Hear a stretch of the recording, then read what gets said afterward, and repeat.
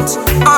Paityisa dai ari mangoma dai aipisa njodzi muroti. Ndati nyaya of the end, ndati ndigare ndotaura ndati muzive njodzi muroti. Timunyanzi breaking news, pfekai majuzi ndati iwe mati njodzi muroti. Taitofanira kudzima but taunda rakazoramba kuhakira njodzi muroti. Ndati kune vakurwadziwa vakunakirwa nezvakaitika panjodzi muroti. Taienda kunodya mari tanga takokana nehama ndishamwari njodzi muroti. Big up Boss Kali, Boss Telly vaimira neni vaizada kuona ndichirwara nini. Bosi Imani anga ari mawani.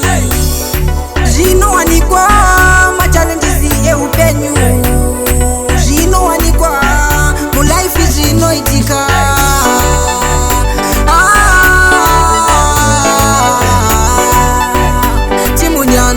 Timunyanzvi vamwe vakutanga kuti maropa ameno pamwe kuflaya nemota kubata mushonga. Kubata mushonga manje hativaterere. Timunyanzvi isusu musatiterere.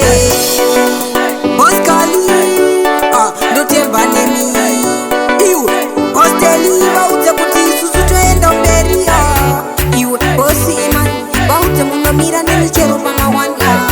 Iwe Timunyanzvi tirori njodzi muroti. Boizi pakaitka mepo bvunzai vakuudzei vanga varipo njodzi muroti.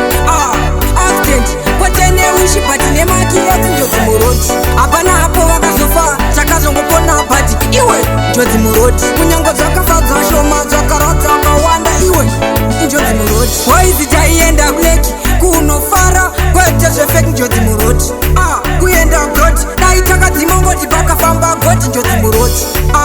Paityisa dai ari mangoma dai aipisa njodzi muroti. Ndati nyaya of the end, ndati ndigare ndotaura ndati muzive njodzi muroti. Timunyanzi breaking news, pfekai majuzi ndati iwe mati njodzi muroti. Taitofanira kudzima but taunda rakazoramba kuhakira njodzi muroti. Ndati kune vakurwadziwa vakunakirwa nezvakaitika panjodzi muroti. Taienda kunodya mari tanga tako